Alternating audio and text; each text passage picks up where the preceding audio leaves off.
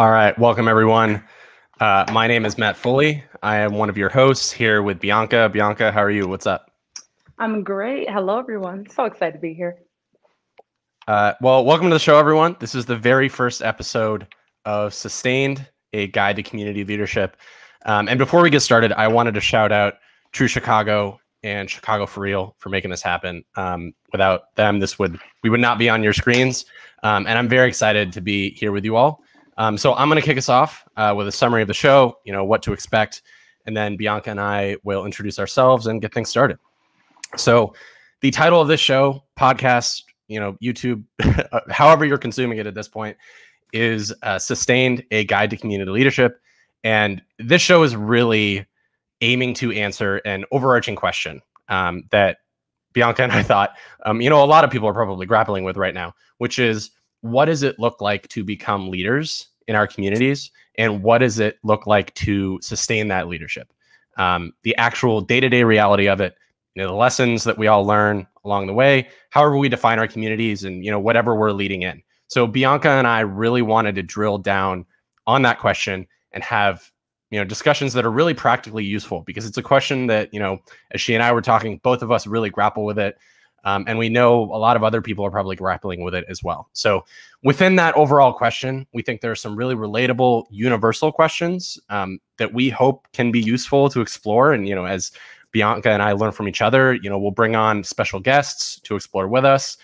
Questions like, how do I identify what I can bring to the table as a leader? And then, when I'm at that table, how do I, navigate imposter syndrome, for example? Those are just a couple of examples of questions we might go through. And that kind of leads me to, why we're here in the first place, why this exists. So as a little bit of a background, late last fall, November, December, I reached out to David Johnson, founder of True Chicago. Shout out to David. And he and I were really reflecting on and talking about, what it actually means to become a community leader right now, to be creative in a time when there are just so many things that need leadership. Especially coming out of last summer's protests for racial justice, after the murders of George Floyd, Breonna Taylor, Ahmaud Arbery, among many others. And so there's been a lot of, inspiration and spark to that. And he and I started talking about what does it mean to sustain that momentum, both as a movement and also just individually in our own journeys to leadership. So the last month or so, Bianca and I got together and we really wanted to create a space where we could explore these really practical questions of how to become leaders in both ways, in ways that really leverage our creative talents, because, everybody is inherently creative in some way or another, and then sustain that leadership. So because getting there, quite frankly, and then staying there can be just as hard as starting in the first place. So we want to, provide practical advice and resources for you all. Over the next 8, 9, 10 episodes, we're going to bring on special guests who are leaders in activism, arts and culture, and sports. So we're really excited to get into everything. I'm really excited. And with that, I think, Bianca, you and I should probably introduce ourselves. I've done a lot of talking. So, Bianca, I'll throw it over to you. All this talking, and they're like, who are these people? Who am I looking at? Okay. So, yeah, everything Matt just said, dead on, of what we're trying to do here. Once again, I'm Bianca Lackings. I have been working with True Chicago since, its inception, like 2017. It's 2021 now. I don't even know what year it is, but yeah, 3 or 4 years now. And once again, I know we played a little intro video, but True Chicago is an organization that targets young Black and Brown creatives, and we seek to basically just link creatives with more established or other creatives in their field. We seek to expand, energize, educate. And yeah, I've been working on that for a while now with David and with True, just to kind of connect. And, it's grown us as creatives in general, just to be in a creative scene. But I think for a long time, like you said, it was this matter of what does it mean to be a creative? And who all fits in this scene? What does it mean to be a leader? Who all fits in that scene? And yeah, I feel like True Chicago helps me figure that out to an extent. But I just graduated from UIC last year, and the craziest time with a pandemic on top of that, then straight into summer with all this racial unrest, all this stuff going on. And I think that immediately I was like, yo, where's my place in this? Like, how much of a voice do I have? I feel like you hear for so long, like, your voice matters and like you have things to say, but it's like, who do I say it to? And why does my voice matter? And like, to what extent can I actually do something with this? So I think at that point is when I was like, okay, well, I'm gonna just start what I want to start. Let's just get the ball rolling. So from that point, I founded my digital platform called Unlearn That, which is basically rooted in just educating people and educating and learning with people the real roots of some of these things going on in society. Like, what did we learn and what do we need to unlearn in order to actually get somewhere and like understand these huge abstract concepts of like racism and systemic, injustices and all these things. So yeah, around then is when I started and Unlearn That, and been working with True Chicago all the while. And yeah, I think that this platform kind of like comes at the right time, at the perfect time for me too, because I've just been on this journey for the past year of like, how do you get to where you want to be? And then how do you sustain that? And like, I think genuinely, nobody knows what they're doing. You could say, you know what you do. You could say, you know what you're doing all day long, but nobody really knows what they're doing. And that's okay, because being in that place helps you then when you do get to where you want to be in that moment to educate others and be like, hey, let me help you up. And I feel like that's what True Chicago is rooted in. That's what, a lot of things, a lot of community outreach, a lot of community leadership is rooted in. Just being like, okay, I figured this out. I haven't figured everything out, but like, let me help those who are trying to figure this first step out. And then we can walk from there. So that's a little bit about who I am. Matt, you want to take over? Yeah, I at the start I was like, you don't know who I am, so I should probably I will do a little bit of an intro. And there's just so much, Bianca, what a lot of the themes that you talked about learning and bringing other folks in and building relationships, like all of those things, I think are super practical things that I really want to dive into. But before I put the cart before the horse, a little bit about me. My name is Matt. I use he, him pronouns. I have sort of a policy, organizing, politics background. And, Bianca, you were talking about like identifying as a creative. I've never really, consciously identified as a creative. I think I've always, fallen under that bucket of, very stereotypical politics and organizing. And as far as, what drew me to wanting to do the show and I think explore some of these questions is, I started organizing like very early on in high school. As context, I'm now 26. I graduated from Northwestern in 2017. So not that far removed from school, but I started, politics, leadership, whatever sort of label you want to put on it. I started relatively early in my sophomore year of high school around education reform. I figured out that I really loved writing and I loved speech writing specifically. And I think I, in the parlance of what we're saying today, I found a creative outlet that a whole bunch of my friends just did not have access to those opportunities that would, it may not be writing for a lot of people, it may be other things, but I had the opportunity through my classes and whatnot to find that passion and find that energy. And so I got really passionate about education reform, reforming schools, and specifically student voice in schools. And students really having the agency to guide their own learning.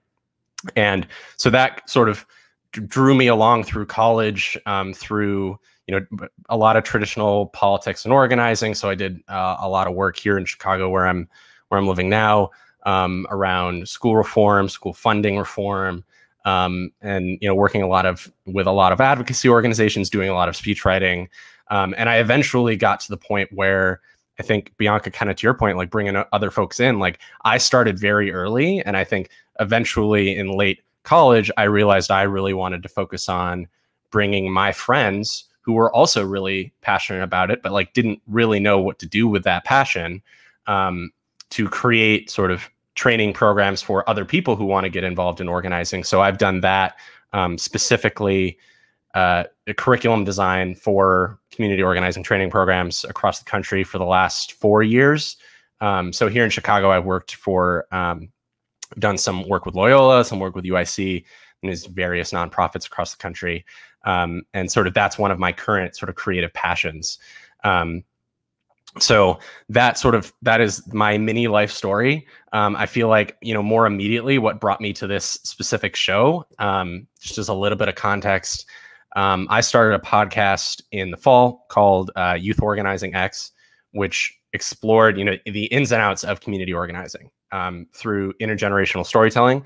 And I had a chance to talk with, a whole bunch of really interesting, compelling leaders across fields of organizing. Leaders like Oscar Sanchez, who's one of my friends, shout out to Oscar, who was recently one of the leaders of the hunger strikes against General Iron on the Southeast side. And then I got to talk to, Dr. Nav Kang, who's one of the nation's leading experts on addiction treatment and combating the opioid epidemic. So like I offer those two examples because there's just a huge range of leaders in this space that the more and more I talk to them, it's like, okay, well, the question came to mind, what does community organizing actually mean? And I think when it comes down to it, there's, the popular definition of thinking about protests and, getting out in the streets, which is one part of it. But I think the more I talk to people, the more I realize that community organizing is really just building community to solve a problem or to imagine a more just world, to sort of put it in a more positive context. So this larger question kind of, I reached out to David because I'm like, okay, organizing is inherently creative because you are creating something that doesn't exist. And I think that's that's what really excites me about this show, is to like get into, unpacking some of these terms and being really practical about what it all means. Yeah. So that's a little bit about me. That's I guess my entire life story in 4 minutes. Yeah, that was a really good life story. That was good. You should have practiced with me so I could have been better, but whatever. Next time. Just to jump in on what you just said though, and to add a little sprinkle of kind of what I've been thinking for the past 4 years, because I got my degree in communications, minor in biology. But I remember sitting in my classes and being like, everything that we're talking about is just a definition of something that people just took the liberty to do. Like, yeah, sure, we've put like fancy names or we've put terminologies to things just kind of so we can categorize it. But like, this is all just inherently has come from humans wanting to do, or humans having passions and people going out and doing something. And later on, it's like, oh yeah, they organized X, Y, and Z and they are, then they get a title from it. But I feel like that's such a important thing to define and to acknowledge, is that this comes from your passions, and leadership comes from you wanting to take the liberty to accomplish something where you see there's a gap, or where you see there's a hole, or just actually doing it. So many people have ideas and emotions, and then the people who actually, end up establishing something are always the people who said, okay, well, why can't we do it? So I feel like that sets the tone for this show as well, just to know that we're really just trying to break some things down and like make things a lot more normal and a lot closer to home. Just because they always are. And when you go out and actually get to doing things, that's when you're just like, okay, I am equipped for this. I'm qualified. This isn't, rocket science. So just throwing in those 2 cents. Yeah, for sure. I feel like it's like we all have things to bring to the table, and all of those things make us leaders, like automatically. And I think a lot of the times we are conditioned to either not identify those things or not believe that we are leaders. And I think that's what we want to do over the next however many episodes. Is like, okay, how do you do all of these things in a way that we can sustain ourselves when we do get to that table? And so, I mean, kind of to what you were talking about, a question for you, Bianca, like, I feel like when I went through school, even at, an elite university, that predominantly white institution like Northwestern, that it's like, there were so many things that they just didn't tell me about like becoming a leader, even in a very, a very elite institution that is supposedly does that. For you, in your experience with education, and now, having just recently graduated, like, what did people not tell you? And like, or what do you wish people had told you? Everything. Nobody told me anything. No, I'm just kidding. Well, for real, I am serious, but I think that's been like my biggest question for the past year, just in terms of honestly basic life skills. I'm like, oh, why didn't anybody explain this to me? Like, nobody tells you everyone's so focused on the obvious goals, and they're like, okay, well, you're in school, get your degree. You need to get the grades. You need to do what's in front of you.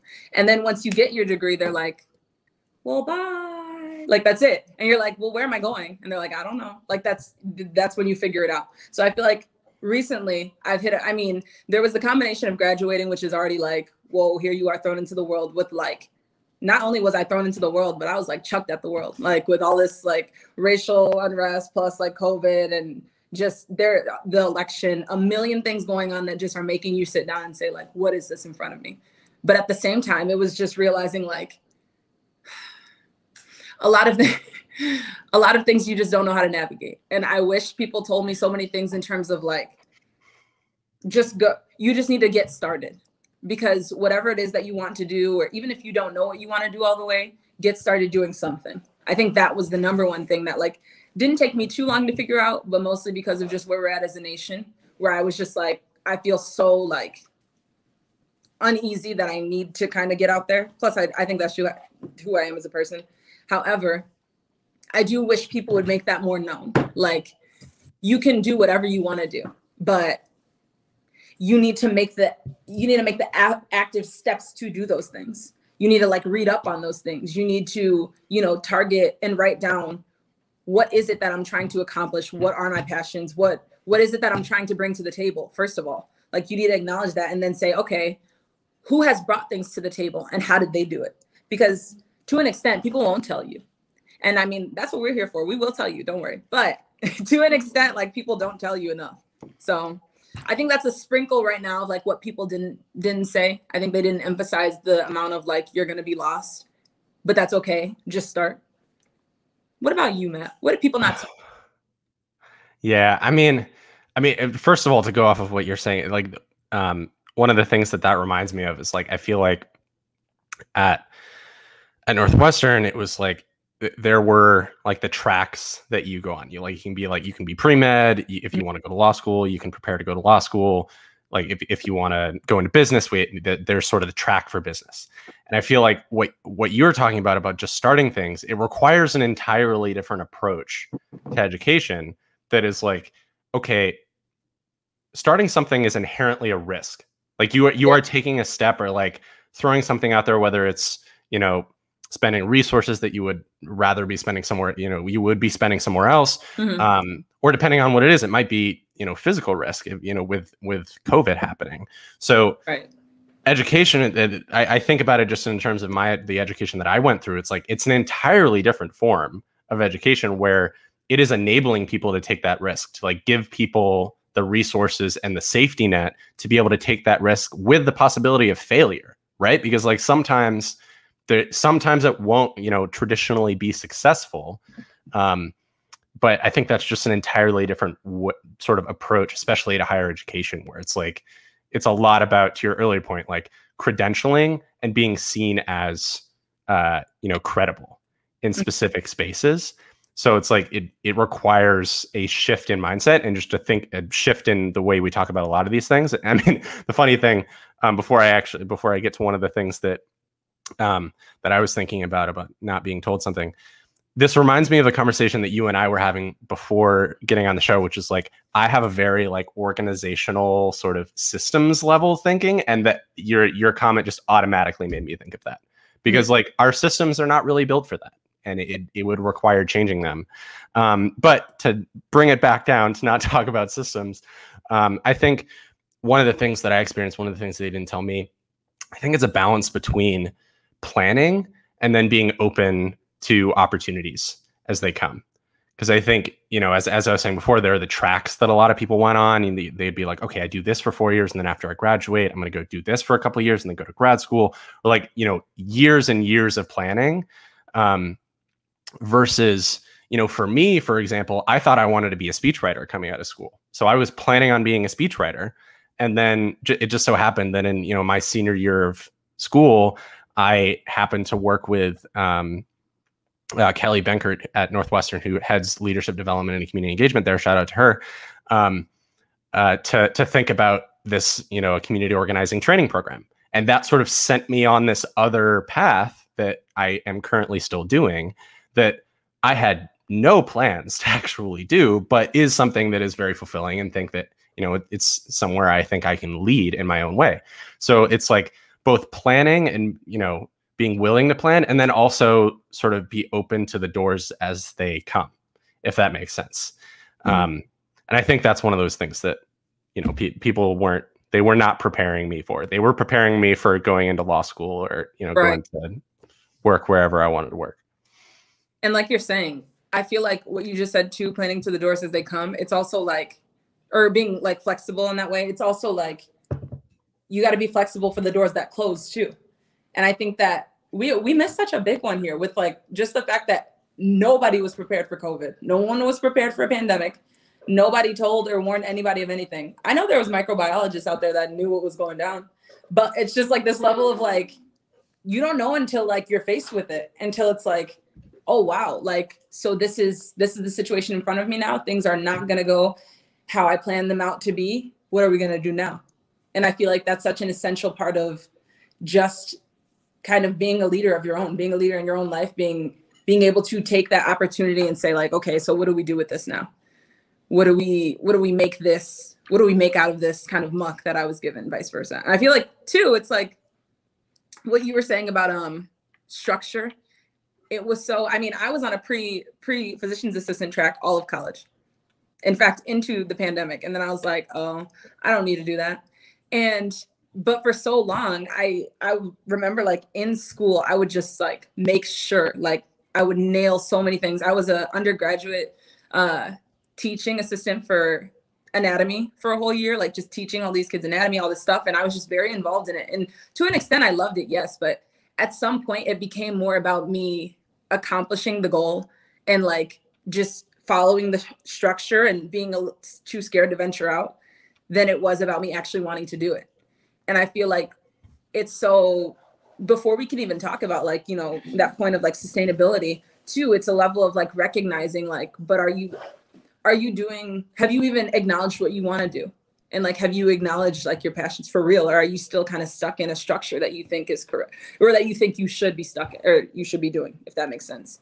And I feel like you said, going back to the risks, like it takes risks, and the people who actually like do things are the ones who usually made the riskiest decisions. Like, so. Right. And it's weird, right? Because like sometimes, you know, on the other end, if we see, you know, really experienced leaders when they're, you know, further down the line, like you don't necessarily see the risk. You don't necessarily see the risks that they took. And you definitely probably don't see the risks that they failed at. So it's like knowing that they're coming is just something that popularly we often don't see either. I'm just thinking of people that I really admire as leaders. But that leads me to another thing. Before I get there, you know, calling a little bit of an audible, like how did COVID affect the way that you see yourself as a leader? And like, how did it change, you know, how you were thinking about advancing and whatever that journey looks like for you? That's such a good question. Well, I'm a very I love to be in person. I'm the biggest extrovert, like just way over there when it comes to that. So I think COVID already made it like, oh, we can't see people and I can't see my people. Like it just already it's so easy to be, if you're an extrovert and you already kind of have a leadership, you know, you have an opportunity to be a leader, if that makes sense. Like I'm involved in just a lot of different things, including True Chicago, where I could easily be a leader in those spaces just from being placed in those spaces. But I feel like when you take away those physical places and those physical opportunities, it's like, well, what really is leadership to me? Like, because now it's me and myself. Like, so what am I trying to lead really? And that's such a good point. How many of these leadership roles were actually changing me, and because I wanted to be a leader in that way? So I feel like too, it's being selective leadership. And it's like during COVID, I had to be like, okay, what am I really trying to lead right now? And I think that's when I sat down and I was like, okay, I want to start something that targets these situations of, you know, racial injustice, that target the experience of being a Black woman in America, that target being a marginalized person in America.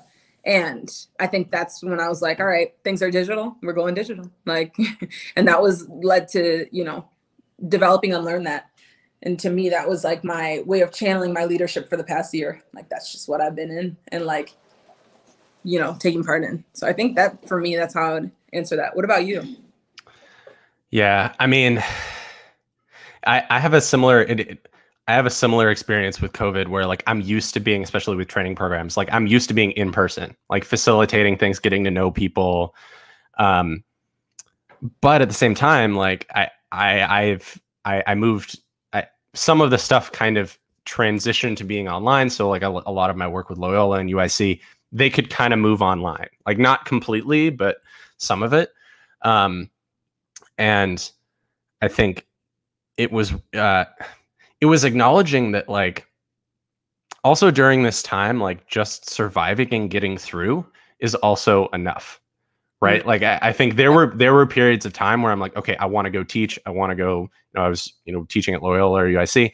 And then there were times where I'm like, hey, I just need to get through this. There's like a month or two where I'm like, no one wins if I'm showing up in an unhealthy way. And I think that's also a part of leadership too, right? Is like understanding the ebb and flow. Like you don't need to, grind yourself into the ground in a really like external way all the time. That's part of the reason why community is so important, is so that when I need to take a break, I have friends or colleagues or whoever who can step in for me and say like, hey, Matt needs to take a break. Like he's getting low with the fuel. So like, let's step in for him. So I think that gets to one of the things that I want to explore in later episodes. It's like the importance of relationships and how you build that community. So it's not as much of a lonely experience, which I think, especially in COVID, it can really feel like that. But I think sort of in almost like a direct parallel to what you were talking about with Unlearn That, like I started my podcast just being like, hey, I can't go out and like teach people in person. I can't do it as frequently as I want. So I was like, hey, I'm going to start a podcast and see how it goes. And I think this leads me to one of the other things that I wasn't told, which I really started that podcast not with like, okay, I know exactly what I'm going to do. I'm going to like, invite these specific people. I'm going to get these specific outcomes. It was much more just like, hey, I like talking to people and like hearing their stories, and I'll learn what I'll learn.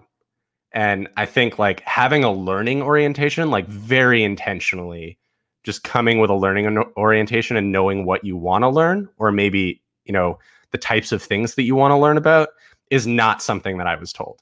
I think that's a really key part of leadership, is just like, yes, there's the, extroverted part where you're speaking up for things and leading in a very sort of stereotypical way. But like a really important part of leadership is also learning. And I learned a lot through doing that podcast. And ultimately, fortunately enough, it landed me here. That's the whole reason why you and I are here, is because I had that, ended up talking to David, and sort of all of those things kind of snowballed. So I think there's a lot of different threads I can pull on in there, but I'll stop there since I've talked a lot. Yeah, what you just said actually made me like, oh yeah, there's so many things that we didn't learn. I feel like this whole like series, we're just gonna be like, and they didn't tell me that. But what you just said, I was thinking about just like starting Unlearn That and how it's been, because I mean, at this point, I'm just like the soul, like I have to do the research and then I create the content, and then like every role is a role that I take on. So I feel like there's just this level of like, as a leader too, you need to know, because when I started Unlearn That as well, I didn't necessarily realize or know the depth of I was taking on a responsibility. Like if you are going to start a platform, you now have to also acknowledge the fact that you are taking a role of leadership. You're taking a role of like, I am going to guide X, Y, and Z, whether you believe it or not. So I was starting this, this page, and I was posting these things, and I was like, oh, there's like traction here. Like people are actually following with this. Like there's a weight here. There's a weight to like know what I'm saying. There's a weight to do my research. There's a weight to just know when to lead and when to fall back too. Like there was a level of me being like, especially posting about social issues. Like you really need to pick and choose what matters to you and what you want to speak on, because you shouldn't speak on everything. I believe as a leader who actually wants to be able to have an impact, you don't need to worry about speaking on everything as much as you need to worry about knowing when you should actually talk and when you should probably fall back and let others speak. And I feel like that's something that people didn't necessarily say, because I feel like in leadership, it's so easy to just be like, wow, like I'm leading and this feels great and blah, blah, blah, let's keep going. And it takes a moment of reflection to be able to sit down and be like, okay, maybe I shouldn't lead right now. Like you just said, like maybe I should fall back and let some of these other people speak. Or maybe I should like wait a while and I should like do my research before I come and say something and have a more informed thing to say rather than just jumping the gun and just trying to, you know, get ahead of the curve. So I think that's definitely something that I've been learning over the past year. Yeah, for sure. I mean, building off of that point, I feel like one of the other things, again, one of the other things I wasn't told is like the importance of like knowing what brings you energy and what takes it away. I feel like I am not a super extroverted person. Like, yes, I'm on like a Twitch live stream and I'm, you know, talking to people, but like that is not what, you know, that spends energy for me. I need to recharge. And I know, you know, not everybody is like that, but like being very aware of the types of leadership activities that like bring you energy and what take them away. I feel like that finding that balance, it just depends on, you know, each individual person, but like I would not be able to do a live stream every single day. I know people who can do that, but like I would not be able to do that. And I think that's really important of like building that self-awareness that like is just never talked about, like especially in like formal education settings where it's just like, okay, these are the traditional definitions of leadership. This is, you know, the traditional characteristics of leadership, and even the imagery that often we see of quote unquote leaders. It's very outspoken. Oftentimes they're either speaking to a crowd of people or like seen, you know, quite literally as standing out physically. So I think like finding that for ourselves is just as important as, you know, what really fires us up and like what really motivates us to sort of speak out about. Yeah, I think one of the best pieces of information I got was, and this is at the beginning of 2020, was when I sat down with a mentor and he was like, I encourage you this year to pay attention to what energizes you. And just in everything you do, pay attention to what is giving you energy. And in the moment I was like, okay, but right, you're like, what does this mean? I was like, yeah, I'm just trying to graduate. Like, I'm just trying to have a good time. Like, and throughout 2020, that became one of the most like staple statements because I was so drained that entire year from every angle in every way. I was just exhausted. And I remember just thinking like, what gives me energy? Like, how can I recharge right now and like be effective and like, you know, get back into this mode of like wanting to do something, wanting to be a leader again. And like, yeah, that is such a big point. And like you said, institutions will suck your energy, man. They will drain your energy. 100%. It's exhausting. For sure. Yeah.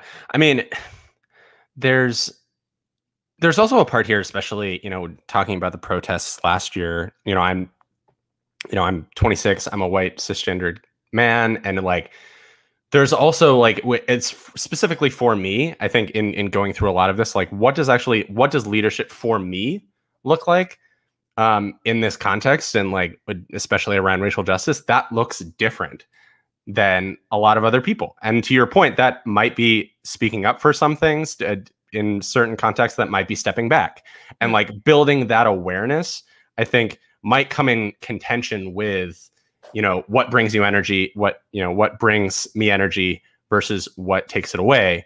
There's like an extra balance there that like, okay, where's the responsibility for me to step up in certain places or step back in certain places? And figuring it out completely depends on the context and like what situation or room I'm in. But there's, another added layer to that, especially with what we've been talking about over the past year, that I've been really, I don't pretend to have figured out the solution to it, but like that is just another question for me and, for a whole bunch of my friends as we've tried to figure out how to do all of this. Mm-hmm. And you know what I just thought too? I feel like it's important when we're speaking about leadership and we're speaking about community leadership to speak on the fact of like, sometimes being the leader is not being the leader. Sometimes being the leader is amplifying people that could lead better than you can in that situation. And like letting them go ahead and them step in that moment, because not only is that better suited for some situations if you say like, oh, you could be a better leader in this moment. But it also motivates that person then to take that place and be like, oh, I am a leader as well. So I feel like it's important to be pouring into the communities in that way by being like, I'm going to give you the baton right now. And it's like the gift that keeps giving, because once people realize that they can presume a place of leadership in an area, it's like, oh, okay. And that keeps going. You know what I mean? So, right. For sure. I mean, it's like especially with our like stereotypical definition of leadership, where it's like usually very loud and like very at the front of the room, all of that like an incredibly important part of it is humility. Yeah. And understanding like, okay, I'm going to step out of the way. Like to your point, like some of the leadership is some of the times what we don't see, like what we don't see with the person at the front of the room. And that's real. And like, that requires a self-awareness that, again, most education does not like really intentionally try to build that. There are exceptions, but like most of the time, sort of the career-oriented success mindset in a lot of, at least what education that I've experienced, has not focused as much on sort of the values side of leadership. And I feel like most of that has just come from me like trying things out and experiencing it and failing and like messing up and then sort of learning these things as we go. And hopefully like that's what we can continue talking about in like future episodes, is like, hey, you might, this is practical. This is the practical advice that like, hey, we messed up or we figured it out. And like, we want to pass on some version of this learning to other people. I think this is kind of to your earlier point. Like this is part of being leaders, is then sharing the experience. Yep. Keep watering. Absolutely. For sure. Man. For sure. Well, what else? Are there any other things that you're just like, nah, that they did not tell us that? Man, there are so many things. I feel like, well, through this past year, actually, no, I have a question for you. Through this past year, and like you were saying with just the protests and like the idea of amplifying other people, or, knowing kind of when to step back and be humble. How do you think that that's continued as the momentum has changed? Because I feel like too, being a leader and like being in this space, it's hard you have to roll with the punches. And sometimes, the momentum won't always be there.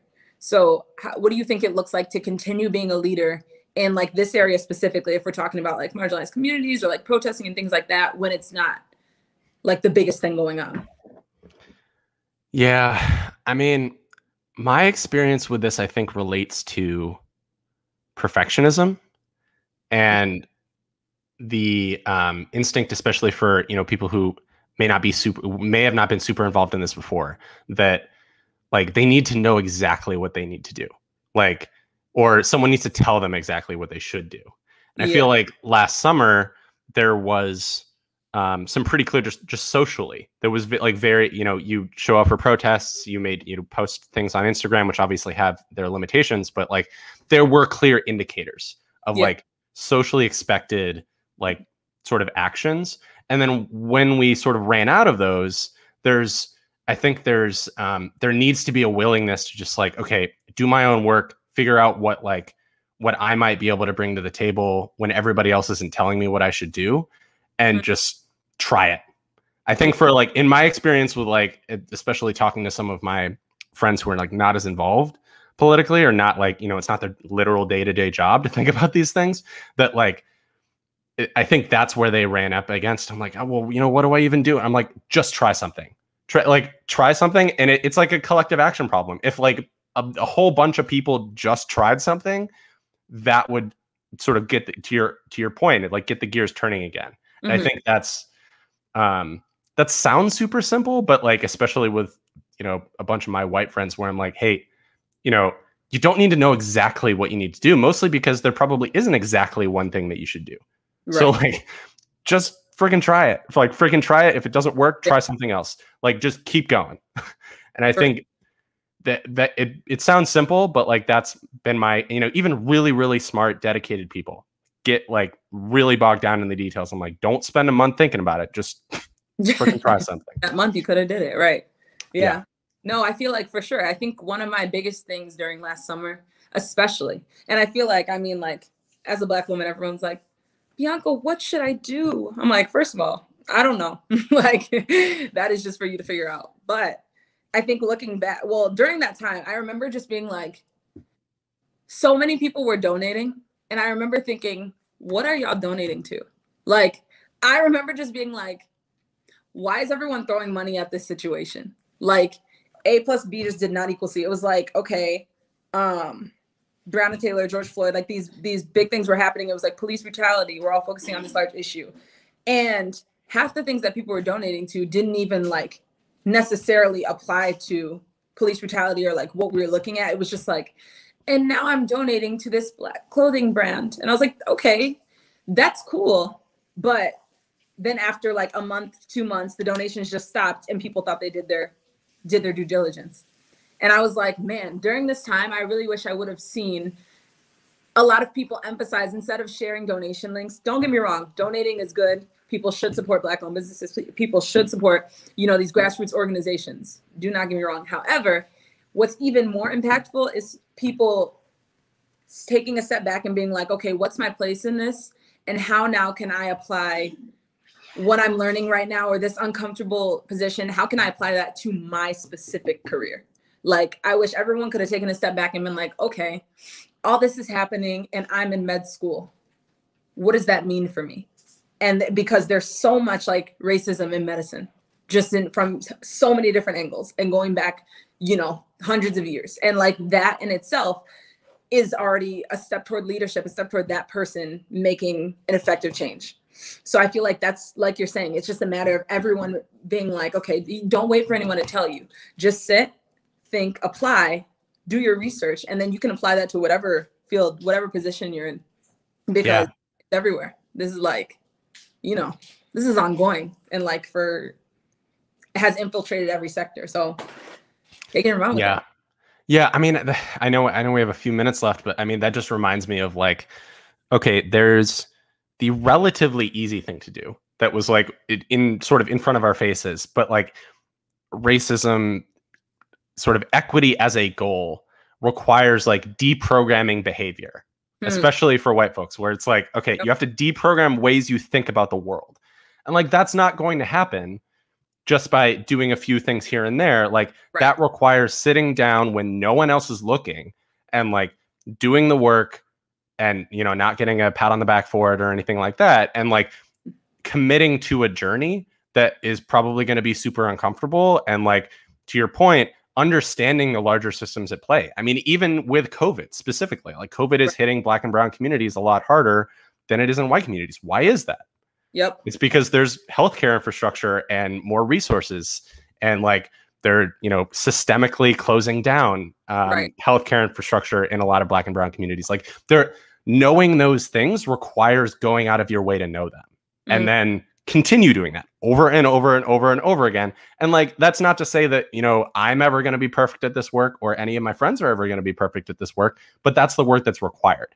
It's like, you got to keep doing it because it's not going to be like the 1, 2, or 3 things. Yeah. It's just, it's a way of life. Like you are really committing to this forever. It's never going to be maxed out.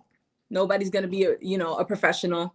Nobody's gonna, I don't know. It's being committed to the idea, like you said, equity, racism, these things have been in place for hundreds of years. And this isn't an overnight turnover. This is like, it's gonna take more than a year, couple of years, 20 years, 30 years. I remember there was this fact that I didn't even know. And it was like, just specifically looking at Black Americans, was that we were enslaved longer than we've been freed at this point. Just that fact alone, I'm like, for people to think that this is going to happen quickly, like it's just, I mean, come on.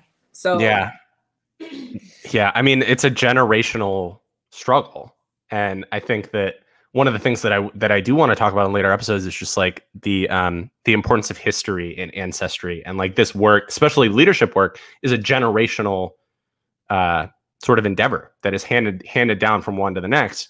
And, you know, that looks different for each person and each family, looks different for me. And so it's like diving into that. That's one of the things that I want to dive into going next. But I mean, before we wrap up, any other like last things around, what we wish we had known before we, lay out what the next episode is, and then moving it on to the next show. I think in general, not really. I mean, yes, really. But once again, I feel like this is something that we're going to tackle throughout the whole. I'm not even too concerned about being like in this, because I just know that we're going to ask this question all the time. And that's good, because I feel like there's so many, you don't know until you really think about like, until you're really in a position, even like you just won't really know until you're faced with it. That's something I guess I wish I would have learned too, is like, see, that's just how it comes. Boom. Is that you can be we said this kind of, but you can be prepared, but the situation hits you completely different, and then you're like, oh, okay, like now I'm in it. So I think it's just a matter of like being flexible and kind of being confident, and I think that's kind of what leadership is, just taking it on, even if you don't know where it's going, or you can't fully prepare for everything, you can't fully like see, you know, the trajectory. You just got to take it on. Like, you're taking on this responsibility. It could, like you said, it could fail, it could completely flop, or it could succeed. It could take 6 tries, it could take 2, it could take 15. You just don't know. But like, you're committing to that. So. Yeah, 100%. I feel like that was the thing that I wanted to close out with, which is like, we can't predict what the leadership journey is going to look like. It's impossible. Like, if you would have told me, you know, coming out of college, this is where I was going to end up, this is what I'm doing, like, regardless of the pandemic, which obviously we wouldn't have been able to predict, like, right. The things that I learned along the way, I didn't know were pointing me towards where I would have ended up, where I did end up. But like, having a mindset of like, okay, this is not where I expected to be, but I'm going to learn from it. I'm going to do it as hard as I can. And maybe it'll set me up for something else. I don't know, but like, maybe it will. I think, kind of to your point, like, it's like a mindset of agility, where it's like, okay, like knowing what you're kind of shooting for, and like, you know, going for it, but like also knowing that we don't know what's going to happen between now and then. Right. So we have a few minutes left. I do want to wrap it up and sort of foreshadow what so some of the questions we're going to be talking about in the next few weeks. So obviously this is the first of, I guess, the next 9 or 10 shows.